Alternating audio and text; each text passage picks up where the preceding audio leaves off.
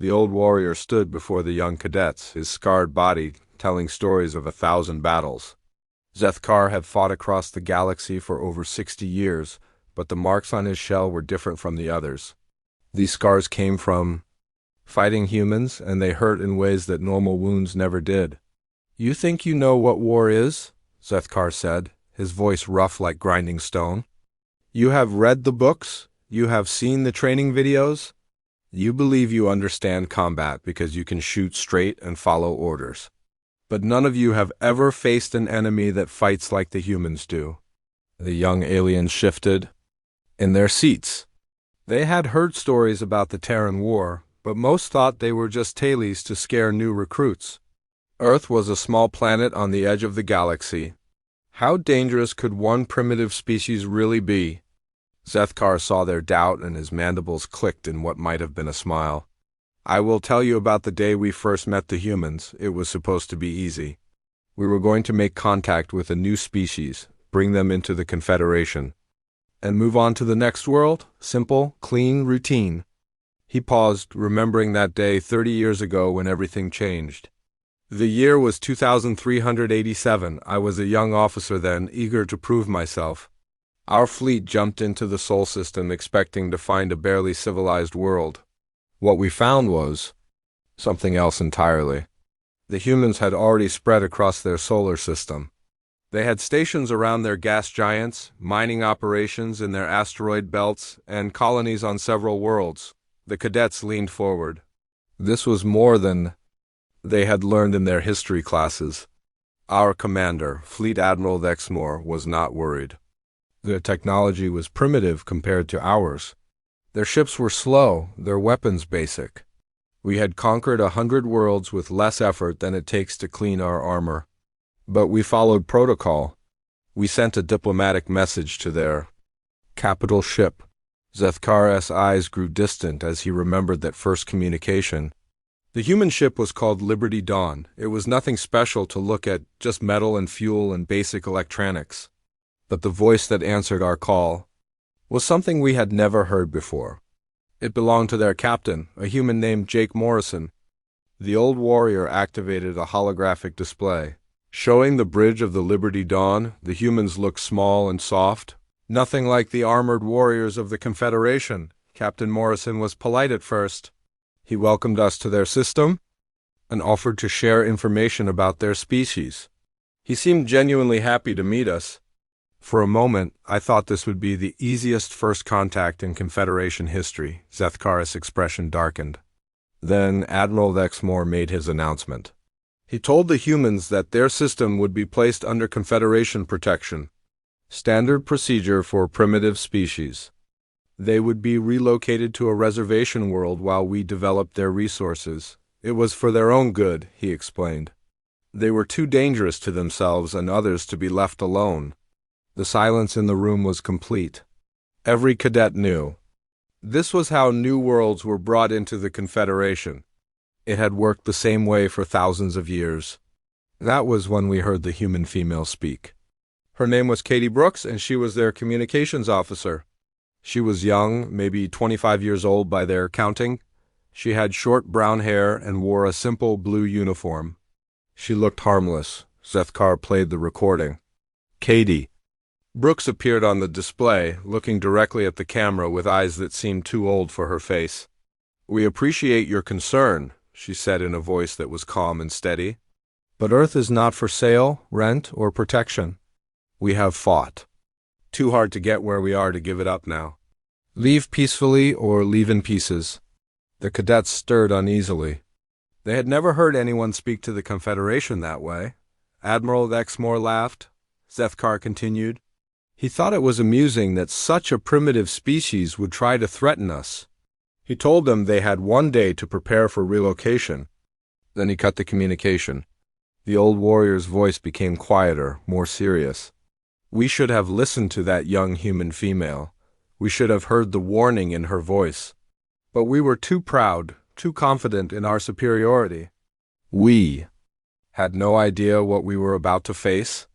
Zethkar showed them tactical displays of the Sol system, pointing out the positions of both fleets. The humans had only 12 ships in their so-called navy. We had 300. Their largest vessel was smaller than our smallest escort. Our weapons could destroy their ships with a single shot. By every measure that mattered, this should have been over before it began. He paused, looking at each cadet in turn. But numbers and weapons are not everything in war. The humans had something we did not understand. Something that made them far more dangerous than we ever imagined. The display showed the human ships beginning to move. Instead of fleeing or forming a defensive line, they scattered in all directions. Captain Morrison sent one final message to our fleet. He appeared on screen wearing a simple uniform, no decorations or medals. Just a middle-aged human with gray hair and tired eyes. But when he spoke, every person on every ship in our fleet listened. Zethkar played the recording. Jake Morrison looked directly at the camera, his voice steady and sure. You came here offering protection we did not ask for. You want to take our homes, our freedom, our future. You think we are weak because our ships are small and our weapons are simple. You are wrong. We are not weak. We are human. And that means we will fight for what is ours until the last breath leaves our bodies. The old warrior stopped the recording. Morrison's words were not a threat. They were a promise.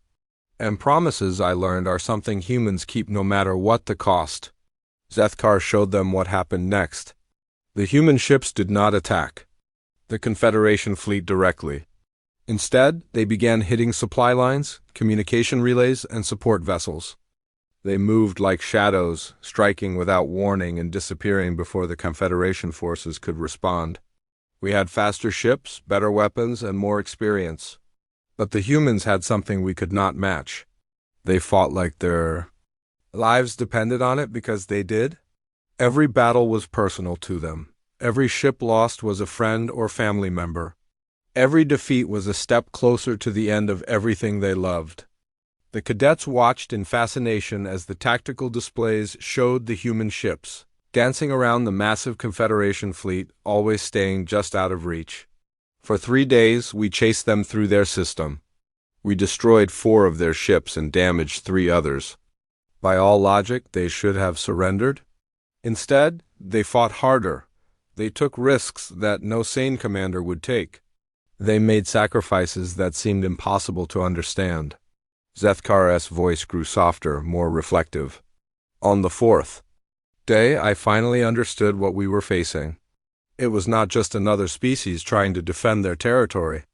It was a people who had made peace with death itself. They were willing to lose everything rather than give up their freedom. And that made them the most dangerous enemy the Confederation had ever faced. The old warrior looked around the room at the young faces staring back at him. That was just the beginning. The real war, the one that would change everything we thought we knew about combat, was still to come.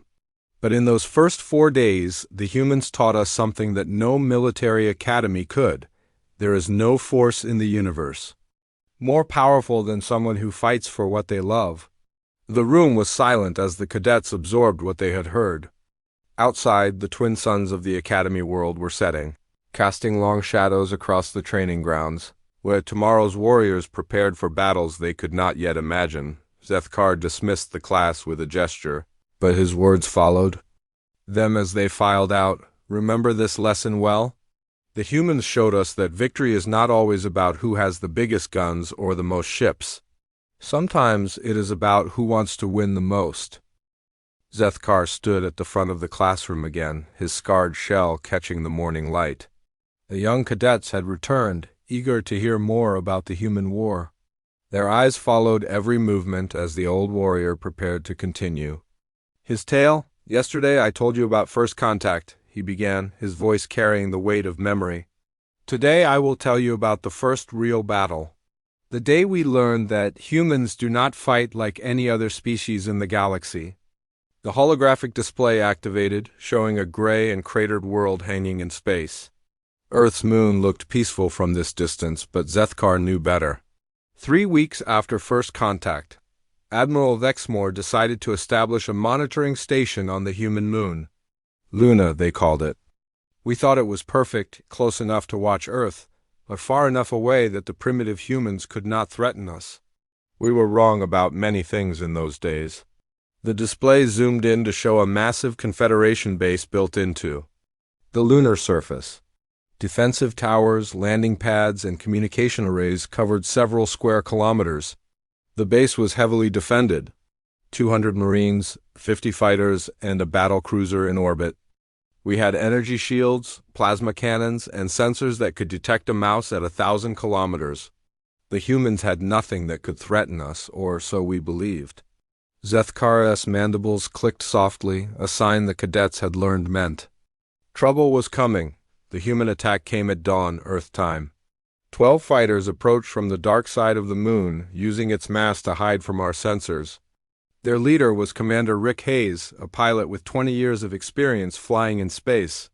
But experience meant nothing against our superior technology. Each of our defensive towers could destroy 10 human ships. The tactical display showed the approaching human vessels. They looked tiny compared to the massive Confederation base. The first thing that surprised us was their approach.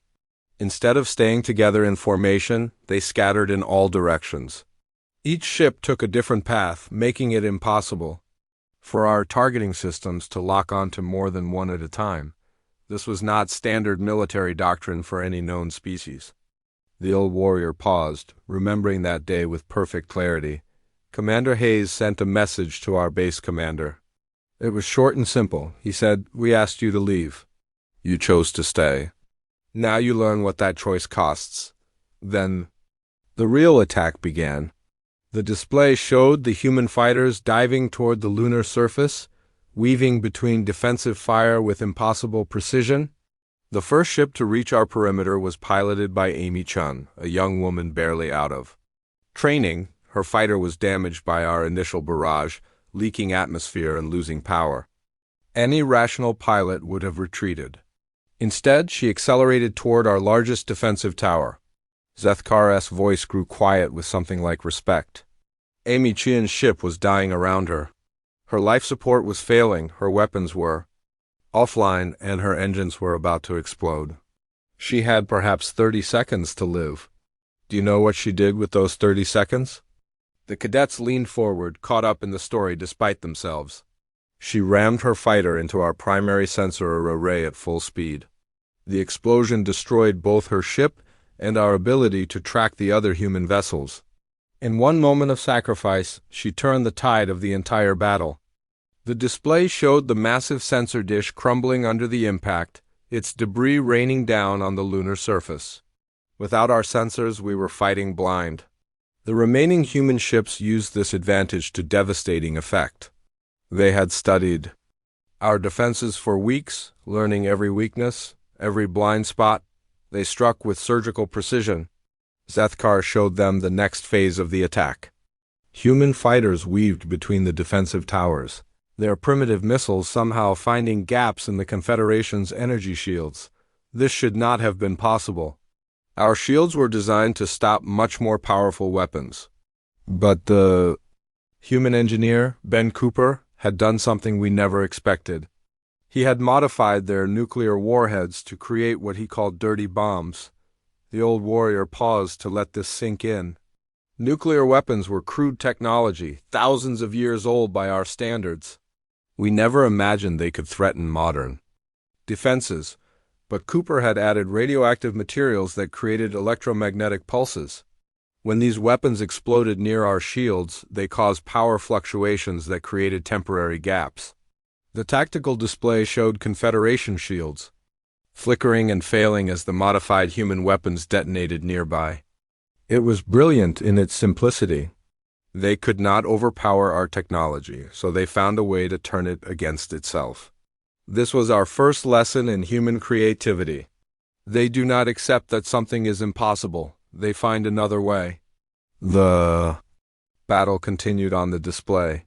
Human fighters darted through the gaps in the shields, attacking the defensive towers with conventional weapons that should have been useless against Confederation armor. The second lesson came from Sergeant Lisa Martinez. Her fighter was shot down over the main base, but she survived the crash. Wounded and surrounded by 50 Confederation Marines, she had no hope of escape. Any other species would have surrendered. Zethkar's expression grew grim. Martinez activated her emergency beacon and sent a message to the other human ships. She said, "Tell my family I fought well. Tell Earth that Luna Station dies with me." Then she detonated every explosive device on her fighter. The silence in the classroom was complete. The cadets stared at the display showing the crater where Martinez had made her final stand. The explosion killed 17 of our Marines and created a breach in the base's main hull. But more than that, it sent a message that we were only beginning to understand. Humans do not just fight to win. They fight as if losing means the end of everything they hold dear. The old warrior continued his account of the battle. Human fighters pressed their attack despite impossible odds, each pilot pushing their damaged ships beyond all reasonable limits. Commander Hayes coordinated the assault with a skill that impressed even our tactical computers. He seemed to anticipate our every move, always staying one step ahead of our responses. But it was more than tactical genius. It was desperation, given focus and purpose. The display showed the final phase of the attack. The remaining human ships concentrated their fire on the base's main power generator. By this time, we had destroyed 8 of their 12 fighters. The survivors were all damaged, low on fuel, and running out of ammunition. Any military commander would have ordered a retreat, but Hayes had one more surprise for us. Zethkar showed them recordings from inside the Confederation base as the lights began to flicker. The human ships had been targeting our power systems from the beginning. Each attack weakened our generators a little more. When they finally overloaded, the entire base lost power. Shields went down, weapons stopped firing, and life support began to fail. The cadets watched in fascination as Confederation personnel scrambled to restore power while the remaining human fighters pressed their attack. In the darkness and confusion, the humans achieved what should have been impossible. They destroyed Luna Station with 12 primitive fighters, losing 9 ships and all their pilots in the process. It was a victory that cost them everything.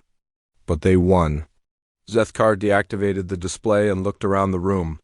After the battle, our rescue teams found something in the wreckage that changed how we viewed the human species forever. Commander Hayes had survived the crash of his fighter, but he was dying from his injuries. Our medics tried to save him, but it was too late. The old warrior's voice became softer, more thoughtful. As Hayes lay dying, he looked at our base commander and smiled. He said, "You still do not understand, do you? This was not about winning or losing. This was about showing you that we will never stop fighting. Every world you take, every ship you destroy, every human you kill just makes the rest of us more determined. We are not like you. We do not know how to give up." The classroom was silent as the cadets absorbed this lesson. Commander Hayes died. A few minutes later, still smiling. And in that moment, we realized we were not fighting a conventional enemy. We were fighting a species that had turned warfare into an art form, where death itself was just another weapon to be used against their enemies. Zethkar dismissed the class with a gesture, but his final words echoed in their minds as they left. Remember Commander Hayes and his pilots. They showed us that sometimes the greatest victory comes from being willing to lose everything for what you believe in. The third day of Zethkar's lectures began with a different atmosphere in the classroom. Word had spread through the academy about the old warrior's stories, and more cadets had come to listen. They filled every seat and lined the walls, all eager to hear what came next. Zethkar noticed the larger audience but said nothing. He simply activated his display and began to speak. After Luna Station fell, Admiral Exmoor was furious. He had lost an entire base to 12 primitive fighters. The High Command was asking questions he could not answer. So he decided to end the war quickly with overwhelming force. The display showed the Sol system filled with Confederation ships. Hundreds of vessels surrounded every human colony, mining station, and outpost. We brought 5 full battle fleets to crush the human resistance. Every ship they had ever built, every weapon they possessed, every fighter pilot they could train, Against our armada had perhaps 50 ships remaining. The war should have been over in days. Zethkar paused, his scarred mandibles clicking. Softly, instead it lasted 3 years. 3 years of the most frustrating, terrifying warfare the Confederation had ever experienced. The humans taught us that sometimes the best way to fight a superior enemy is to refuse to fight them at all. The old warrior changed the display to show asteroid fields and gas giant rings, empty space where battles should have been fought. Colonel Sam Roberts became the architect of human resistance. He was not a fleet commander or a brilliant tactician. He was something far more dangerous. A soldier who understood that winning and not losing are two different things. The cadets shifted uneasily. This was not the kind of warfare they had been trained for. Roberts organized the humans into small groups that could strike anywhere and disappear before we could respond. They turned their entire solar system into a weapon. Every asteroid belt became a potential ambush point. Every moon could hide a supply depot. Every gas cloud might conceal a human ship waiting to attack. Zethkar showed them tactical reports from that period. Patrol ships disappeared without sending distress signals. Supply convoys were found days later, stripped of everything useful. Communication relays went offline across the system. We were fighting ghosts. Our sensors would detect human ships, but when we arrived at their location, nothing was there. Our supply lines stretched across millions of kilometers, and we could not protect them all. The humans knew this and used it against us. The display showed a young human pilot in a battered fighter cockpit. Despite the damage to his ship, he was smiling. This is Danny Walsh. He became a legend among our forces, though we did not know his name then. We called him the Ghost because he seemed to appear out of nowhere, strike with impossible precision, then vanish back into the void. The old warrior played a series of combat recordings showing the same human fighter attacking Confederation vessels across the system. Walsh would hide in the shadow of asteroids for days, waiting for the perfect moment to strike. He knew our patrol schedules better than our own commanders. His ship was older than some of our cadets, held together with spare parts and determination. But he used it like a precision instrument. Zethkar highlighted one particular engagement where Walsh's fighter had somehow destroyed a Confederation destroyer. This attack should have been impossible. Walsh's ship had weapons that could barely scratch our armor. But he did not attack the destroyer directly. Instead, he targeted the fuel lines that fed its main engines. One precise shot caused a cascade failure that tore the ship apart from the inside. The cadets watched in amazement as the massive Confederation vessel exploded from what appeared to be a minor hit. This was another lesson in human warfare. They do not fight fair. They study their enemies, find weaknesses, and exploit them with ruthless efficiency. Honor means nothing if you are dead. The old warrior changed the display to show a human medical facility on one of the outer moons. But perhaps the most disturbing aspect of the human resistance was their use of psychological warfare. Dr. Helen Foster was a human medic who worked in their field hospitals. She treated wounded from both sides, human and Confederation alike. The display showed a middle-aged human woman in blood-stained medical clothes working over wounded soldiers. Dr. Foster began broadcasting her medical procedures to our fleets. She would operate on our wounded soldiers while explaining to viewers exactly how each injury could have been prevented if the Confederation had simply left Earth alone. Zethkar's voice grew quieter, more disturbed. She saved the lives of hundreds of our people.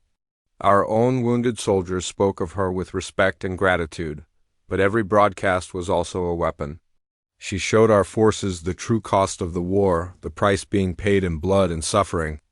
The cadets watched recordings of Dr. Foster calmly working on wounded Confederation Marines while speaking directly to the camera. "We did not come here to hurt anyone," she said in one broadcast. "We came here to defend our homes." Every soldier I treat, human or alien, is someone's child, someone's friend, someone who should be home with their family instead of bleeding on my operating table. This war can end today if you just leave us alone. The old warrior stopped the recording. These broadcasts had a devastating effect on our forces. Soldiers began questioning why they were fighting. Desertions increased. Morale collapsed. Dr. Foster never fired a shot, but she may have done more damage to our war effort than any human pilot. Zethkar showed them another series of combat reports, these focusing on human demolitions teams. The humans also had specialists who seemed to enjoy their work far too much. Tony Miller was one of them. He was an explosives expert who treated warfare like a complex puzzle to be solved with the right application of destructive force. The display showed a human mining station built into an asteroid. Confederation ships surrounded it, but the defenders refused to surrender. Miller was trapped in that facility with 30 other humans when we surrounded them. Any rational commander would have negotiated surrender terms. Instead, Miller sent us a message that I will never forget. The old warrior played the recording. A young human man appeared on screen, standing in what was clearly a mining facility. Behind him, other humans continued working as if they were not surrounded by enemy forces. "You want this asteroid mining facility?" Miller said with a casual smile. "Come and take it. But remember, I have got enough explosives here to crack this rock in half. Your choice. You can leave now and we will keep mining, or you can try to take this place and see what happens." The cadets stared at the screen. The human looked completely relaxed, as if he were discussing the weather instead of threatening to destroy himself and his companions. Admiral Lexmore thought Miller was bluffing. He ordered an assault on the facility. 20 minutes later, the entire asteroid exploded. Miller had not been joking. He had rigged the mining charges to detonate if the base was attacked. The display showed the aftermath, nothing but debris where the asteroid had been. 43 humans died in that explosion, along with over 200 of our Marines. Miller could have surrendered and lived. Instead, he chose to take as many of us with him as possible. This was not just tactics. This was a statement about human nature itself. Zethkar deactivated the display and looked around the crowded classroom. For 3 years, this pattern repeated across the Sol system. We would find human positions, surround them, demand surrender. Sometimes they would fight to the death. Sometimes they would destroy themselves rather than be captured. But they never, ever gave up. The old warrior's voice carried a note of something like admiration. Colonel Roberts coordinated this resistance from hidden bases that moved constantly. He never had more than a few thousand fighters under his command, but he tied down 5 full battle fleets. We had superior numbers, better technology, and unlimited resources from across the galaxy. But the humans had time, patience, and the absolute certainty that they were fighting for their survival. Zethkar looked at each face in the audience. By the end of the 3rd year, we had lost more ships to human resistance than in the previous 50 years of conquest combined. Our forces were exhausted, demoralized, and beginning to question the wisdom of continuing the war. The humans, meanwhile, seemed to grow stronger with each passing day. The old warrior stood silent for a moment, letting his words sink in. That was when we learned the most important lesson about human warfare. They do not fight to win quickly. They fight to win eventually. And they are willing to pay any price, make any sacrifice, endure any hardship to achieve that goal. Time was on their side, and they knew it. As the cadets filed out of the classroom, Zethkar's final words followed them. Never forget that patience can be the deadliest weapon of all. The 4th day brought even more cadets to hear Zethkar's stories. Some had traveled from other academies across the system. The old warrior's tales of human warfare had become the talk of the entire military complex. Zethkar looked out at the sea of young faces and felt the weight of what he was about to tell them. This part of the story was the hardest to share because it was the day he truly understood what humanity was capable of. "Today I will tell you about the Battle of Titan's Rings," he began, his voice heavy with memory. "This was the moment when we finally cornered the human fleet and thought the war would end. Instead, it was the day the humans showed us that we had never really understood warfare at all." The holographic display activated, showing the massive gas giant Saturn with its beautiful rings of ice and rock. Floating in space nearby was a collection of human ships, clearly damaged and running low on supplies. After 3 years of guerrilla warfare, we have finally forced the humans into a direct confrontation. Admiral Grace Parker commanded their remaining fleet from a ship called Defiance Spirit. She had 37 vessels, most of them damaged. We had over 1,800 ships surrounding them. The tactical display showed the overwhelming odds. Confederation vessels formed a perfect sphere around the trapped human fleet, with no escape route possible. By every rule of warfare, the battle was already over. Parker should have surrendered to save the lives of her people. Any other species would have seen the hopelessness of their situation and negotiated terms. But Admiral Parker was human, and humans do not think like other species. Zethkar paused, remembering the communication that had started everything. Parker sent a message to our fleet commander. She appeared on screen wearing a simple uniform, her gray hair tied back in a military knot. She looked tired, like someone who had been fighting for too long. But her eyes were steady and sure. The old warrior played the recording. Admiral Parker looked directly at the camera with the calm expression of someone who had already made peace with death. "You have us outnumbered. 50-1, she said in a quiet voice. "You think this means you have won? You are wrong. Numbers do not matter when you are fighting for the survival of everything you love. Today you will learn what that means." The cadets shifted uneasily. They could hear something in the human admiral's voice that made them uncomfortable. "Fleet." Admiral Vexmore laughed when he heard this message. He thought the humans were trying to bluff their way out of certain defeat. He gave Parker 1 hour to surrender before he would destroy every human ship in the system. Zethkar changed the display to show what happened during that hour. Instead of preparing for surrender, the human ships began moving into new formations. This was when we saw the first sign that something was wrong. The human ships were not trying to escape or form defensive positions. They were spreading out, putting distance between themselves and each other. Our tactical computers could not understand what they were trying to accomplish. The old warrior showed them the laid human ship, a converted cargo vessel that had been serving as a troop transport. This ship was called New Frontier. Its captain was Joe Stevens, a former merchant who had joined the Navy when the war began. His vessel was old, slow, and carried no significant weapons. It should have been the least dangerous ship in the human fleet. Zethkar's mandibles clicked softly as he remembered what came next. Captain Stevens sent his own message to our fleet. He was a middle-aged human with a weathered face and calloused hands. He looked like someone who had spent his life working with machines and cargo containers. Nothing about him suggested he was dangerous. The recording showed Stevens standing on his ship's bridge, surrounded by crew members who were busily working. At their stations, Stevens looked at our cameras and smiled. It was not a pleasant smile. He said, "You want to know the difference between your species and mine? You fight to live. We live to fight. And that means when we are going to die anyway, we get to choose how it happens."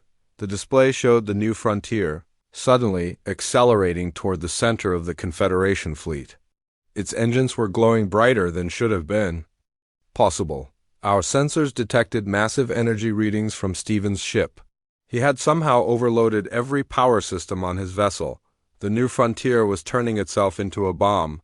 The cadets watched in horror as the human cargo ship picked up speed, racing toward the Confederation flagship. Stevens had loaded his ship with every piece of nuclear material he could find. Reactor cores, missile warheads, even medical isotopes from the ship's hospital. When his ship hit our flagship at near light speed, the explosion was visible from 3 systems away. The tactical display showed the moment of impact. The Confederation flagship, a massive dreadnought that had served for over a century, simply vanished in a ball of nuclear fire. Admiral Vexmore died instantly, along with 4,000 crew members, but that was only the beginning. "Captain." Stevens had shown the other human ships what to do, and they followed his example. Zethkar showed them ship after ship as the human fleet turned itself into weapons. Cargo vessels loaded with explosives, passenger ships rigged to overload their reactors, even small fighters packed with nuclear warheads. In 30 minutes, the humans destroyed or crippled over 300 of our ships. They used their own vessels as guided missiles, ramming into our formations with suicidal determination. We had superior technology, but they had something we could not match: the willingness to die for their cause. The old warrior's voice grew quieter as he continued. But the moment that truly broke our understanding of human nature came when we captured one of their Marines. Sergeant Chris Anderson was pulled from the wreckage of his ship, badly wounded but still alive. Our medics treated his injuries, and I was assigned to interrogate him. The display showed a small human male lying on a medical table, his uniform torn and blood-stained. Despite his injuries, his eyes were alert and defiant. Anderson was young, maybe 25 years old. He had been shot 3 times and had a concussion that should have left him unconscious. But when I entered the medical bay, he looked at me and smiled. Zethkar paused, remembering that conversation word for word. I asked Anderson why his people fought so desperately when they were clearly going to lose. His answer changed everything I thought I knew about warfare and courage. The old warrior activated a recording of the interrogation. Anderson's voice was weak but steady. "You know what scares me about your species?" the young Marine said.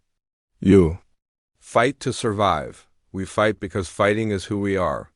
And that means no matter how many of us you kill, there will always be more willing to die just to hurt you back." The cadets stared at the recording in stunned silence. Anderson continued, talking even as our medics worked to save his life. He said, "You think this war is about territory or resources or politics? You are wrong. This war is about proving that some things are worth dying for. And we have already proven that." Zethkar stopped the recording and looked around the classroom. While we were talking, another human was making the final point of their argument. Sandra Lewis was an engineer who had been captured during the initial assault. She was being held in our ship's detention center, apparently helpless. The display showed security footage of a human female working quietly in her cell. She appeared to be repairing damaged equipment with tools the guards had allowed her to keep. What we did not know was that Lewis had been studying our computer systems for weeks. She understood our technology better than some of our own engineers, and she had been planning something that would cripple our entire fleet. The old warrior showed them what happened next. Warning lights began flashing throughout the Confederation ship as critical systems started failing. Lewis had sabotaged our primary battle computer. She had introduced a virus that spread through our communication networks, affecting every ship in the fleet. Weapons stopped firing, shields failed, and engines shut down. The cadets watched as the mighty Confederation fleet was reduced to helpless metal floating in space. As our ship systems collapsed around us, Lewis looked at her guards and said, something that I will never forget. She said, "That is the difference between us. You see death as failure. We see it as just another weapon to use against you." Zethkar deactivated the display and stood in silence for a moment. By the end of that day, the human fleet was gone. Every ship destroyed, every crew member dead. But they had crippled our forces so badly that we could no longer continue the war. Admiral Parker and her people had traded their lives for the survival of their species. The old warrior looked around the room at the shocked faces of the cadets. That night, as I sat in the wreckage of our fleet, I finally understood what we were fighting. Not just another species trying to defend their territory, but a people who had made peace with death itself. They were willing to lose everything rather than give up their freedom, and that made them invincible. The classroom was silent as Zethkar dismissed the class. His final words echoed in their minds as they left. "Remember the Battle of Titans. Rings. It was the day we learned that sometimes the greatest victory comes from knowing when and how to die." The fifth and final day of Zethkar's lectures brought the largest audience yet.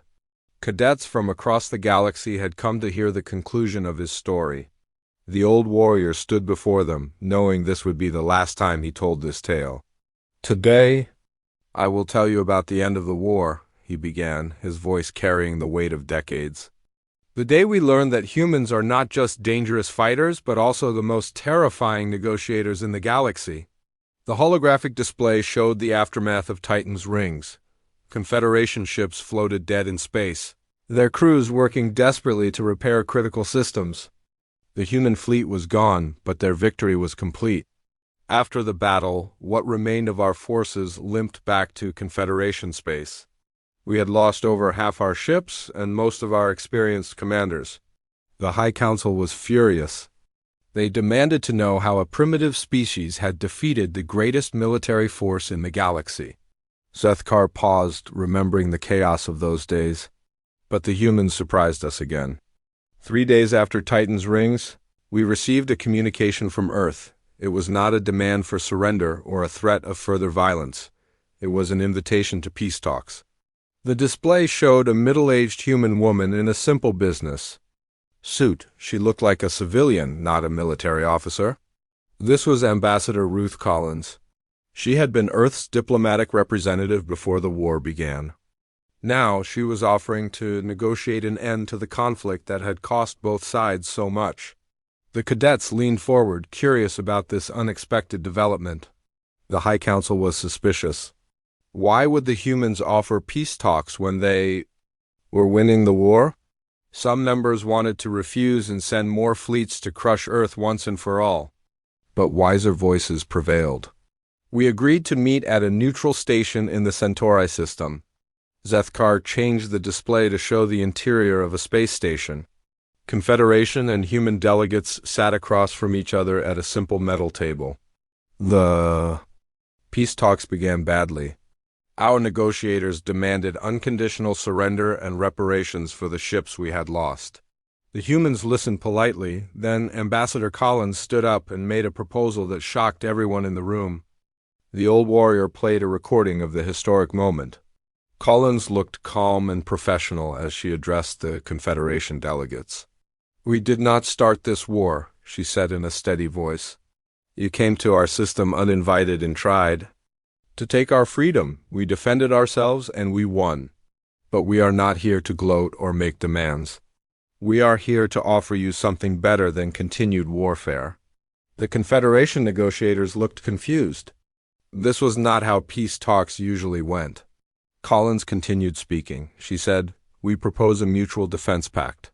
You leave us alone and we will help you fight anyone who threatens the peace we have both paid for in blood. We have learned that you are not evil, just misguided. And you have learned that we are not weak, just different." Zethkar stopped the recording and looked around the classroom. The Confederation delegates laughed. They could not believe the humans were serious. Here was a species that had barely achieved interstellar travel, offering to protect a galactic empire. It seemed absurd. The old warrior's expression grew more serious. That was when Colonel Pete Johnson spoke up. He was Earth's military representative, a veteran of the entire war. He had fought at Luna Station, survived the guerrilla campaigns, and commanded ships at Titan's rings. The display showed a scarred human male in a worn military uniform. His face bore the marks of someone who had seen too much combat. Johnson looked at our negotiators and said something that made the entire room go silent. He said, "You think we are joking about helping you? Let me ask you something. In all your years of conquest, have you ever faced an enemy that fought like we do? Have you ever encountered a species that turns defeat into victory through sheer determination?" The Confederation delegates had no answer to this question. Johnson continued. He said, "Someday you will face an enemy that wants to destroy everything you have built. When that day comes, you will want fighters who never give up, who turn every ship into a weapon, who see death as just another tool to use against their enemies. You will want humans on your side." Zethkar paused, remembering the impact of those words. The talks continued for several days, but the Confederation position was weakening. Reports were coming in from across the galaxy. Other species had heard about the human victory at Titan's rings. Some were demanding independence. Others were questioning Confederation authority. The war with Earth had damaged more than just ships. The display showed Commander Nancy Wright entering the negotiation room. She was a human naval officer with intelligence files under her arm. Commander Wright had been Earth's head of intelligence during the war. She had studied Confederation, technology, tactics, and capabilities. Now, she was about to reveal something that would change the balance of power forever. The old warrior showed them classified documents that Wright had brought to the peace talks. Wright calmly explained that during the 3 years of war, human scientists had been studying captured Confederation equipment. They had learned to build faster-than-light drives, energy weapons, and communication systems. But more importantly, they had learned to build planet-killing weapons. The Confederation delegates stared in shock as Wright displayed technical specifications for human-built versions of their most advanced weapons. Wright continued her presentation with the calm tone of someone discussing the weather. She said, "We could have built 1,000 of these weapons by now. The resources were available, the technology was understood, and we certainly had the motivation. But we chose not to." The room was completely silent as the implications sank in. Then Wright said something that I will never forget. She looked directly at our lead negotiator and said, "Unlike some species, we understand that having the power to destroy everything does not mean you should use it. We prefer to build things rather than destroy them. But make no mistake, if you force us to fight again, we will use every weapon at our disposal." Zethkar showed them the reaction of the Confederation delegates. Fear was clearly visible on their faces. Dr. Kevin Barnes was the last human to speak. He was their chief scientist, the man who had figured out how to build Confederation-level weapons. He demonstrated a miniaturized planet cracker no larger than a briefcase. The display showed a small device that hummed with barely contained energy. Barnes explained how the weapon worked, how it could crack a planet's crust or destroy a moon. Then he carefully shut it down and put it away. He said, "This is what we could do to your worlds if we wanted to. But we do not want to. We want peace. The question is, do you?" The old warrior deactivated the display and looked around the classroom. The Treaty of Titan was signed the next day. For the first time in galactic history, the Confederation agreed to a non-expansion pact with a so-called primitive species. Earth became an independent world, free to develop as they chose. Zethkar's voice grew softer, more reflective. But the most important part of the treaty was the Mutual Defense Clause. Earth agreed to provide military assistance if the Confederation was ever threatened by external forces. Many of our leaders thought this was meaningless. What could one small world do to help a galactic empire? The old warrior smiled, an expression that looked strange on his scarred features. 5 years later, the Devourers invaded from outside our galaxy. They were a species that consumed everything in their path, leaving dead worlds behind them. They had technology that matched our own in numbers that seemed endless. The cadets shifted uneasily. Everyone knew about the Devourer War, the closest the Confederation had ever come to total defeat. The human fleet that came to help us numbered only 200 ships, tiny compared to our thousands. But those human crews fought with the same determination they had shown at Titan's Rings. They turned every battle into a desperate struggle, every defeat into a costly victory for the enemy. Zethkar's voice filled with something that might have been pride. The Devourers had conquered a dozen civilizations before they met us. They expected another easy victory. Instead, they found human marines who fought to the last bullet, human pilots who rammed their ships into enemy dreadnoughts, and human engineers who turned captured enemy technology against its makers. The old warrior stood silent for a moment, letting his words sink in. The war lasted 10 years, but we won. The Devourers were driven back to the dark space between galaxies. And when the victory celebrations began, every species in the Confederation knew who had made the difference. The humans had proven that Colonel Johnson was right. We did want them on our side. Zethkar looked around the classroom one final time. That is why I tell you these stories. Not to frighten you, but to teach you the most important lesson in warfare. Strength is not about having the biggest guns or the most ships. Strength is about knowing what you fight for and being willing to pay any price to protect it. The old warrior's final words echoed through the silent classroom. Pray to whatever gods you worship that humanity remains our ally. Because the day they become our enemy again, that will be the day the Confederation learns what true fear means. The humans taught us that some things are worth dying for, and that makes them the most dangerous species in the galaxy.